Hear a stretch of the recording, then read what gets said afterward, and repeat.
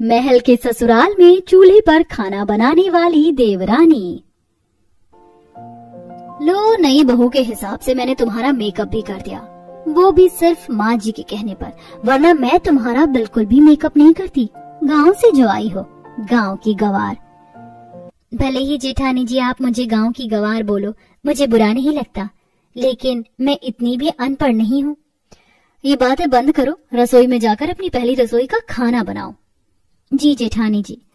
फिर महल जैसे ससुराल में सुमन को अपनी महलों की रसोई नहीं दिखाई देती। फिर पारुल उसे एक बड़ी सी रसोई में छोड़कर आती है, जहाँ स्टील, क्रॉकरी, अलग अलग तरह के डिनर सेट, साथ ही खाना बनाने के लिए तकनीकी वाले बिजली के उपकरण थे, जैसे कि माइक्रोवेव, रोटी maker, grill, air fryer, electronic gas stove इत्यादि होते हैं। हे भगवान, इस रसोई में तो बहुत सारा सामान है, लेकिन मुझे अपना मिट्टी का चूल्हा नहीं दिख रहा। मैं खाना कैसे बनाऊंगी? लगता है मुझे खुद ही इंतजाम करना पड़ेगा। दरअसल सुमन एक गांव से बहुत बड़े महल जैसे ससुराल में शादी करके आती है, जिस वजह से उसे थोड़ी कठिनाई का सामना करना पड़ रहा था। फिर सुमन हर जगह अपने महल जैसे बड़े ससुराल में मिट्टी ढूंढती है, लेकिन उसे कहीं भी चूल्हा बनाने के लिए मिट्टी दिखाई नहीं देती। फिर वह गार्डन एरिया में जाकर मिट्टी खोदकर ईंट उठाकर रसोई में ले जाती है और वहां पर मिट्टी का चूल्हा बना लेती है। अब उसे चूल्हा जलाने के लिए लकड़ी की आवश्यकता होती है, जिसे वह गार्डन के पेड़ से प्राप्त कर लेती है।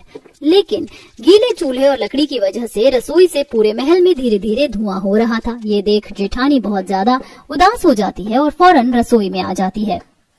अरे आग लग गई, आग लग गई! ओ गांव की गवार, क्या जला दिया तुमने? ये धुआं क्यों हो रहा है?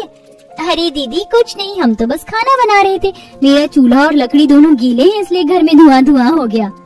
घर में इतनी सारी चीज है, गैस स्टोव है, तो तुमने ये मिट्टी का चूल्हा यहाँ क्यों बनाया? तुम पागल हो? यहाँ की दीवारें काली करना चाहती हो? ओह माय गॉड, मुझे तो खांसी आ रही है। खांस खांस कर पारुल रसोई से बाहर चली जाती है और धुआं देखकर सास अंजना भी बोल पड़ती है। अरे बड़ी बहू, ये घर में धुआं कहाँ से आ रहा है? तू कुछ कर रही है क्या? माँ जी, आपकी वो गांव की गवार प्यारी छोटी बहू है ना, वही बेवकूफों की तरह मिट्टी का चूल्हा बनाकर उस पर खाना बना रही है। क्या बहू ने रसोई में मिट्टी का चूल्हा बनाया है? एक बार मैं देखती हूँ। अंजना रसोई में सुमन के पास जाती है, जहाँ सुमन खिड़की खोलकर धुआं निकालने की कोशिश कर रही होती है। अरे बहू, ये तू क्या कर रही है? धुआं कैसे हो गया? और तूने मिट्टी का चूल्हा यहाँ क्यों बनाया? गैस पर खाना बनाती। वो माँ जी, हमने अपने गांव में कभी भी ऐसे गैस पर खाना नहीं बनाया। हमें बस चूल्हे पर ही खाना बनाना आता है, इसलिए हमने खुद ही मिट्टी का चूल्हा बना लिया। खाना बनाने में भी देरी हो रही थी और जैसे ही चूल्हा जलाया तो घर में धुआं धुआं हो गया। लेकिन अब धुआं चला गया है। बताइए माँ जी, आप क्या खाएंगी?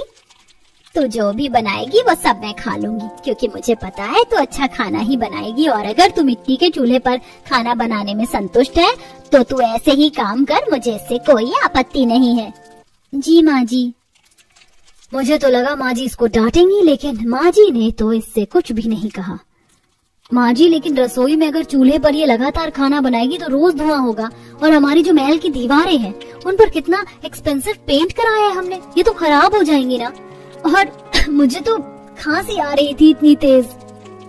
कोई बात नहीं बहू, अगली बार से ये धुआं कम करेगी, और पेंट का क्या है, पैसा बहुत है हमारे पास और पेंट हो जाएगा। बहू अच्छे से खाना बना ले, बहुत भूख लग रही है। ये कहकर अंजना चली जाती है और पारुल अंदर ही अंदर छोटी देवरानी से चिढ़ने लगती है। फिर सुमन गांव का देसी खाना, चटनी, आलू के पराठे, दाल भात बनाकर तैयार कर देती है, जिसमें घी का छौंक होता है। ये खाकर सास ससुर को बहुत अच्छा लगता है। अरे वाह, क्या बात है! हमारे महल जैसे खाने में इतना देसी खाना जरूर ये छोटी बहू ने बनाया होगा। आपने बिल्कुल ठीक कहा, ये छोटी बहू ने ही खाना बनाया है और मुझे तो बहुत अच्छी खुशबू आ रही है। मैं भी खाता हूँ। खाना खाकर सब लोग बहुत खुश होते हैं। ये देख जेठानी चिढ़ती है। अगले दिन भी चूल्हे पर देवरानी खाना बना रही होती है, जिससे लकड़ी का थोड़ा बहुत धुआं जेठानी की आंखों में आ जाता है। दरअसल वो वहीं पर ही गैस पर खड़े होकर खाना बना रही थी। मेरी आंखें बहुत चल रही हैं। अरे तुम पागल हो क्या? गांव की गवार, ये सब हरकतें तुम्हें यहाँ करने की क्या जरूरत है? चुपचाप गैस पर खाना नहीं बनाया जाता। लो, गला भी जलवा दो मेरा। माफ कर दीजिए जेठानी जी, वो मैं छौंका लगा रही थी ना, पता नहीं था इतना धुआं हो जाएगा। पारुल बाहर जाकर कुछ मिनट में वापस आती है तो उसकी बनाई सब्जी भी जल जाती है। हे भगवान, तुम कितनी खराब हो, तुम्हारी वजह से मेरी सब्जी भी जल गई।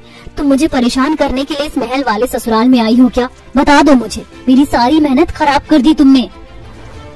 माफ कर दीजिए जेठानी जी, मेरी वजह से आपकी सब्जी जल गई। कोई बात नहीं, आज आप मेरी बनाई सब्जी खा लेना।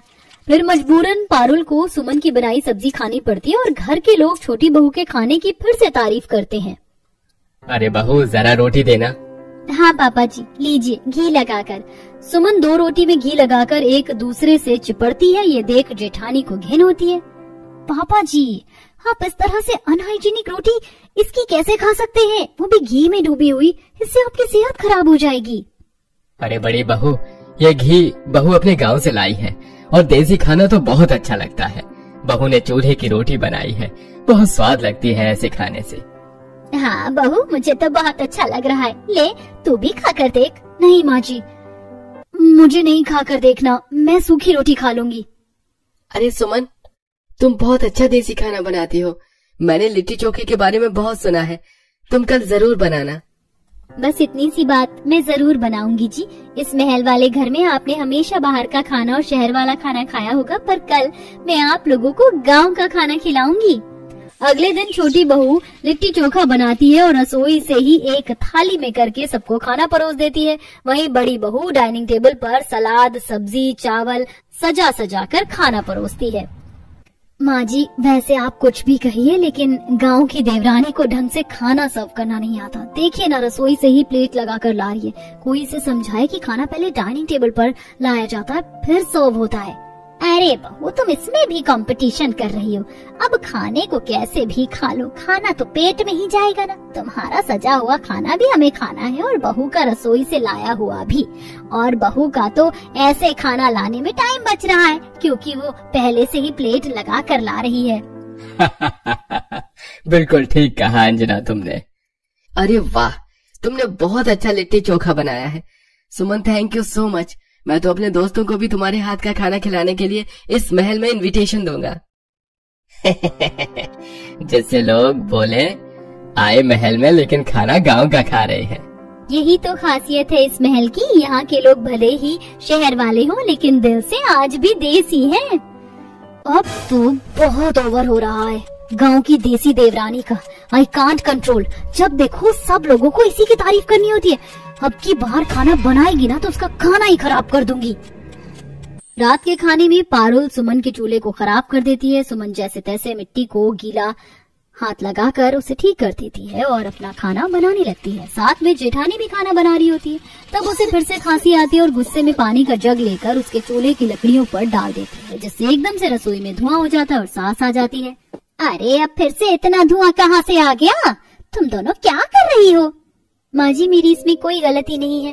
जेठानी जी मुझे पसंद ही नहीं करती हैं। मैं तो चुपचाप अपने चूल्हे पर खाना बना रही थी।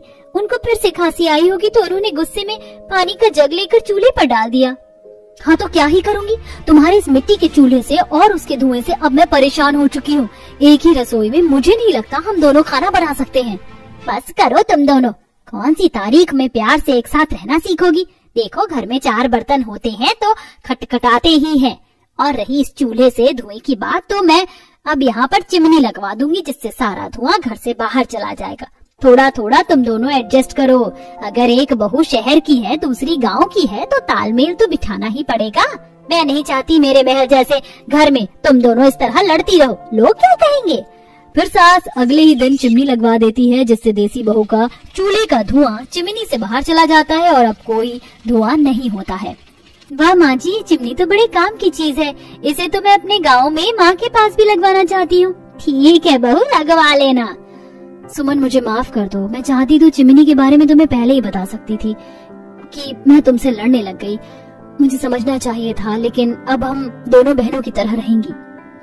देखा दर्शकों, मेरी दोनों बहुएं तो लाइन पर आ गई। अब आप भी अच्छी सास बनकर उनका साथ दीजिए ताकि घर के 4 बर्तन भी खटकाना बंद हो जाएं।